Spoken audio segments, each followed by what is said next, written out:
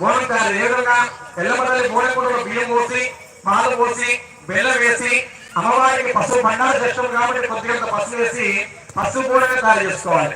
ఎల్లమల్లి బోనకుండలో పసుపు వేసి కొద్దిగంత పసుపు బోనంగా తయారు చేసి ఎల్లమల్లి బోనకుండ చుట్టూరుగా మరి పసుపు రాసి చుక్కబొట్టు తెల్లబొట్టు పసుపు బొట్లు దుబ్బబొట్లు పెట్టి ఆ యొక్క ఎల్లమల్లి బోనం అలంకరించుకొని ఎల్లమల్లి బోనం మేడకు మరి వేపాకు పూలు కట్టి అలంకరించుకోవాలి. అది ఎల్లమల్లి బోనం తయారు కాదు. రెండవది కంఠమహేశ్వర స్వామి అంటే శివుడి కంఠమలు కొట్టిన వారంటే శివుడితో ఆయన అంతే కాబట్టి ఆయన తీపి నైవేద్యం. ఆ రెండో బోనంలో బియ్యం పోసి పాలు పోసి బెల్లం వేసి తీపి నైవేద్యంగా బోనం తయారు చేయండి. కంఠమల దేవుడు బోనం చుట్టూరుగా గంధం రాసి 3 దిక్కులు అడ్డబొట్టు పెట్టి మధ్యలో కుంకుమ బొట్టు పెట్టి కంఠమా దేవుడు బోనం మెడకు మరి మామిడాకులు పూలు కట్టండి. ఎల్లమల్లి బోనం మెడకేమో వేపాకు పువ్వులు, కంఠమా దేవుడు బోనం మెడకేమో మామిడాకు పువ్వులు. ఆ విధంగా మరి బోనాల మెడ కంటే వారిగాల పూలు కాదా మనిషి మెడకేసుకోవచ్చు. పువ్వులన్నీ పూలదండలు వ్యాపారాలు మెడకేసుకోవచ్చు. మనుషుల మెడ కావాలండి బోనాల మెడ అలంకరించుకోండి. ఇంటికి 2 బోనాలు. అదేవిధంగా మంగళహారతి. మంగళహారతిలో 3 కొబ్బరికాయలు, అగరబత్తీలు, పూలు, పండ్లు, అక్షర బియ్యము, పూజ సామాగ్రి ఇవన్నీ కూడా తీసుకొని కావాలి. అదేవిధంగా ఎల్లమల్లికి రేపు వచ్చేటప్పుడు అందరూ కూడా 5 పిడికిల బియ్యాన్ని తీసుకొని రావాలి. 5 పిడికిలు కానీ 5 సోళ్ళు కానీ ఆ విధంగా ఆ బియ్యంలో పసుపు వేసి కలుపుకొని 5 సోళ్ళు అయితే 5 తమలపాకులు, 5 పిడికిలు అయితే ఒక కుడుక ఖర్జూరపు తోడ తమలపాకు ఆ విధంగా అమ్మవారికి ఒడిబియ్యంగా తీసుకొని రావాలి. రేపు సాయంత్రం 5 గంటల కల్లా బోనాలు ఒడిగే సిద్ధంగా ఉండాలి. మరి రేపు వచ్చిన తర్వాత మనం వచ్చేది రేపు రాత్రి 8 కావచ్చు, 7 కావచ్చు, 9 కావచ్చు. వచ్చిన తర్వాత కళ్యాణ మహోత్సవాలు స్టార్ట్ చేస్తాము. దంపతులు రావచ్చు ఈ రోజున రేపు కూడా దంపతులు కూర్చోవాలి. మరి రేపు కూడా స్వాములందరూ భగవానందరూ కూడా తెల్లపంచ తెల్లగంధ తెల్ల పన్నెండు ధరించి అందరూ కూడా స్వాములు దీక్షావసరం రావాలి. ఇక మాతా స్వాములు అంటే మీ ఇష్టంతో తిరగకపోవచ్చు. ఎందుకంటే 10,000 ఎక్కువ పడుతుంది కాబట్టి అది మీ ఆప్షన్.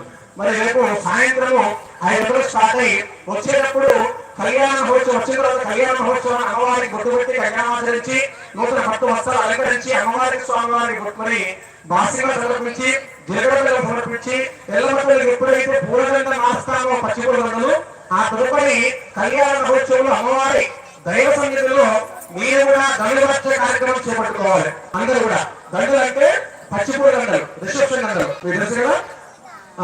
ఆ దండలు అందరూ కూడా ఈరోజు ఆదర్చుకొని రేపు బోనాలతో పాటుగా ఆ దండలు పట్టుకొని రావాలి.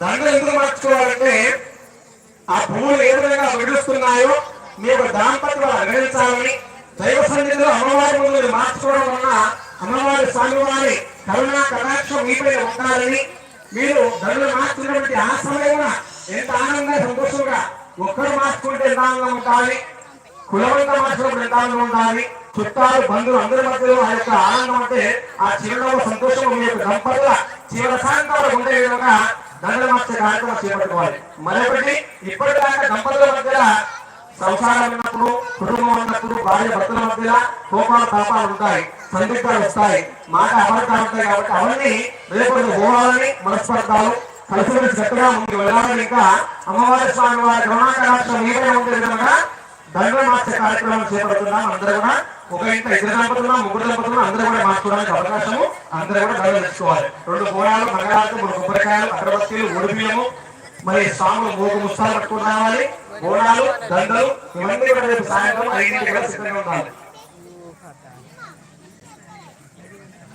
రేపు సాయంత్రము మనకు బోనాల ముందు డీజే వస్తాము, డీజే ఇంకేదైనా వస్తారో అది సపోర్ట్. రేపు ఏదేకుంటే ఇప్పుడు ఖర్చులు పెట్టేదా అది రేపటి కార్యక్రమం కాబట్టి ఇది మన రాష్ట్రంలో స్పెషల్.